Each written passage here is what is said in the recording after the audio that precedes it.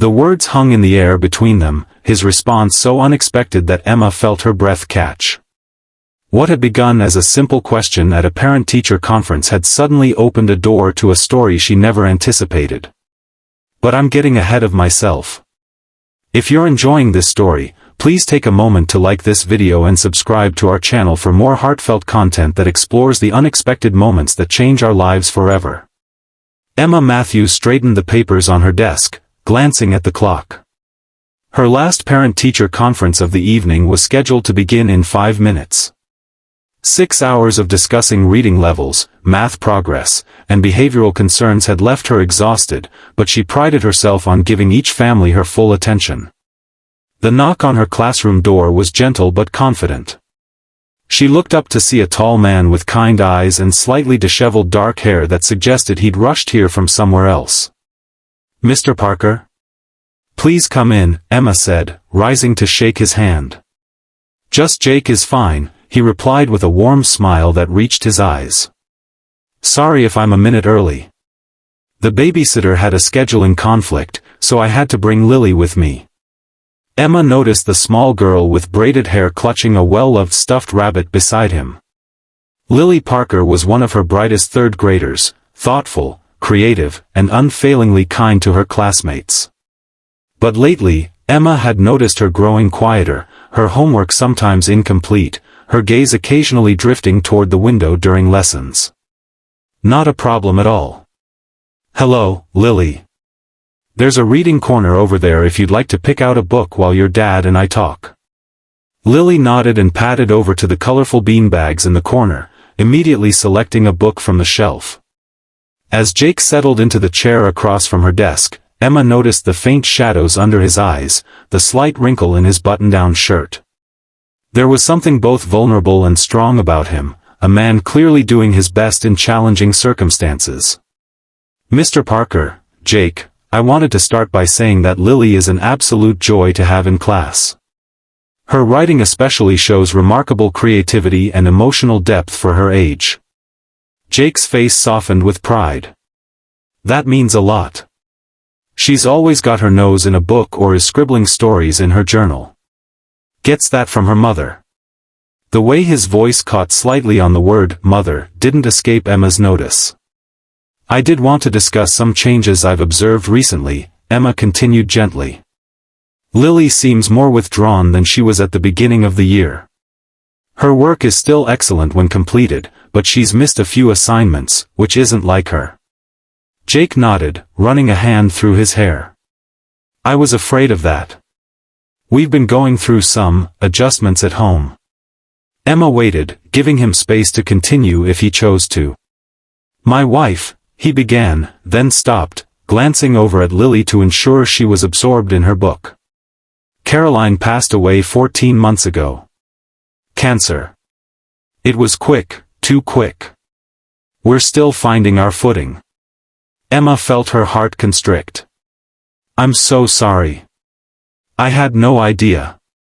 "We're managing," Jake said, his voice steady despite the pain evident in his eyes. "Lily has been incredibly resilient, but the anniversary hit her hard last month. I should have mentioned it to you earlier." Without thinking, Emma reached across the desk and briefly touched his hand. "Are you married?" she asked, the question slipping out before she could consider its appropriateness. She immediately regretted it, feeling heat rise to her cheeks. "I'm sorry, that was incredibly personal and not relevant to." "I am," Jake said quietly, his answer stopping her cold. "I am married. Just not in the way the world recognizes anymore."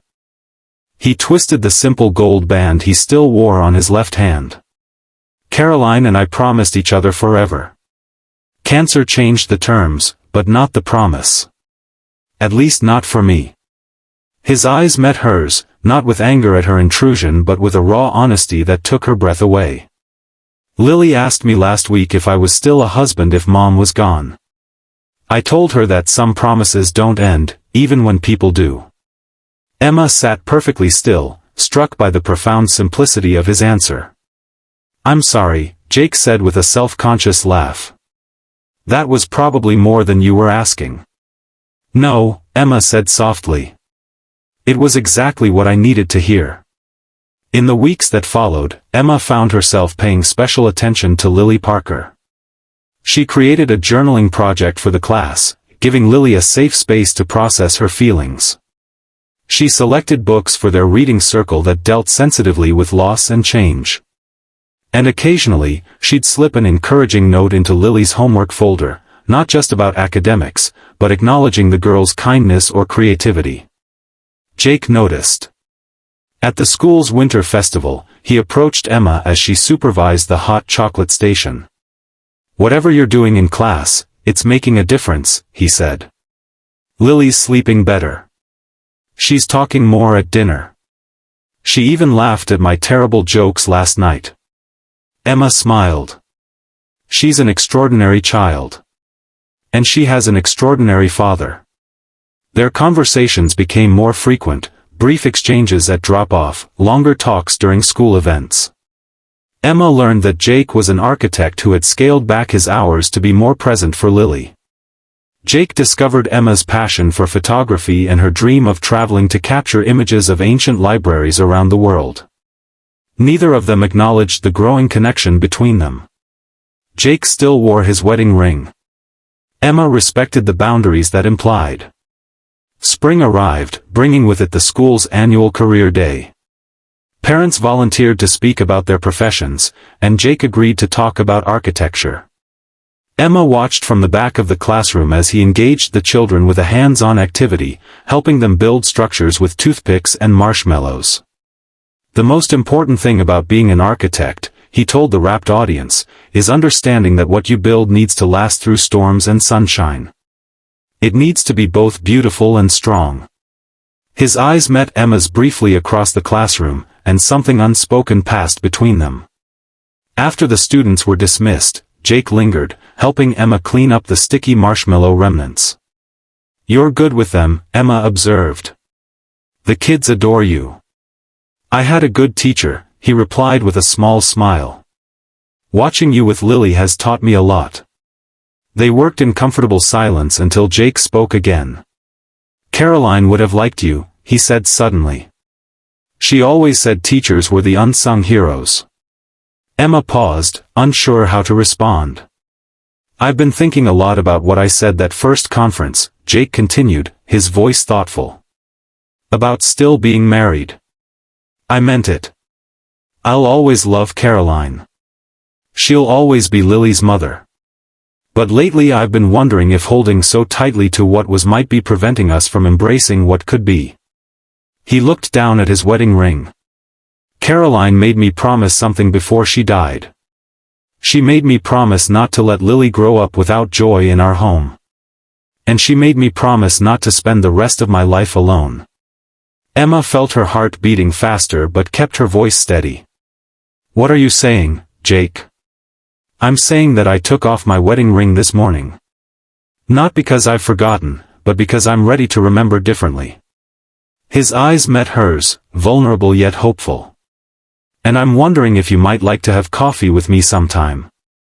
Not as Lily's teacher and father, but just as Emma and Jake." Their first date was at a small cafe near the school. Their second was a walk through the botanical gardens with Lily skipping ahead of them. Their third was dinner at Emma's apartment, after Lily had gone to sleep at a friend's house. As months passed, their relationship deepened. Emma became a steady presence in their lives, helping Lily with science projects, joining them for movie nights, bringing soup when Jake caught the flu that swept through the school. There were challenges.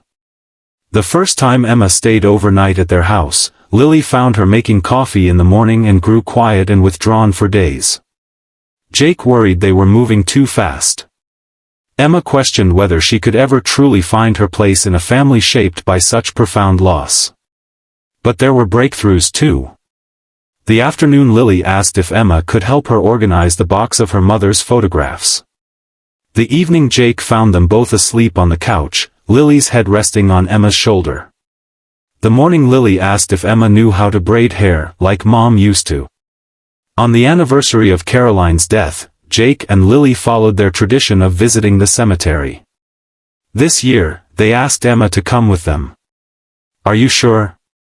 Emma asked, not wanting to intrude on their private grief. We're sure, Jake said, while Lily nodded solemnly. At the cemetery, Lily placed flowers on her mother's grave while Jake stood with his arm around Emma's waist. I talk to her sometimes, Jake admitted quietly. I tell her about Lily's accomplishments, about my work. Lately, I've been telling her about you. Emma leaned her head against his shoulder, watching as Lily arranged her flowers with careful precision. What do you tell her? She asked. That you've brought light back into our home. That you've helped Lily find her voice again. That you've taught me it's possible to keep one promise while making room for new ones. Later that evening, after Lily had gone to bed, Jake took Emma's hand and led her to the porch swing. The night was cool, stars scattered across the sky like diamonds. I've been thinking about that question you asked me at our first conference, he said. About whether I was married. Emma smiled. Not my finest moment as a professional educator. Maybe not. But it was an important moment for me. It made me articulate something I hadn't fully processed. He turned to face her, taking both her hands in his. I will always honor what Caroline and I had. But I've realized something important. Loving her doesn't mean I can't love again. And building a new life doesn't diminish the one we shared. From his pocket, he withdrew a small velvet box. Emma Matthews, you walked into our lives when we were broken, and you didn't try to fix us, you just loved us through the healing. Would you consider becoming part of our family officially? Will you marry me? Emma's vision blurred with tears as she looked at the simple, elegant ring nestled in the box, so different from the gold band he had worn for so long. Yes, she whispered. Yes to you, yes to Lily, yes to whatever comes next. Their wedding was small and meaningful, held in the garden of the home they now shared. Lily served as both flower girl and ring bearer, beaming with pride in her new role. During the ceremony, Jake surprised Emma by adding an unplanned moment. He called Lily forward and presented her with a delicate silver locket. Today isn't just about Emma and me joining our lives, he explained to the gathered friends and family. It's about the three of us becoming a family. Inside the locket were two photos, one of Caroline holding Lily as a baby, and one taken recently of Emma and Lily laughing together while baking cookies. Both of these women love you with their whole hearts, Jake told his daughter. One from heaven and one right here beside us. There wasn't a dry eye among the guests as Lily threw her arms around both Jake and Emma.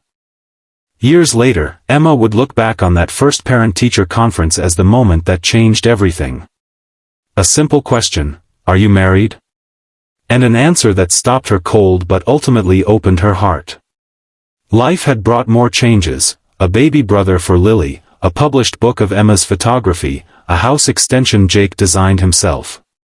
Through it all, they honored Caroline's memory while building something new, something both beautiful and strong, just as Jake had described to those children on career day.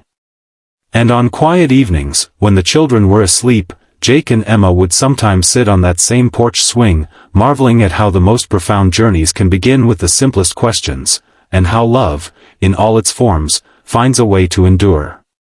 If this story touched your heart, please like this video and subscribe to our channel. We share stories that remind us of the power of love, resilience, and the unexpected ways our lives can transform when we open ourselves to new beginnings. Thank you for watching.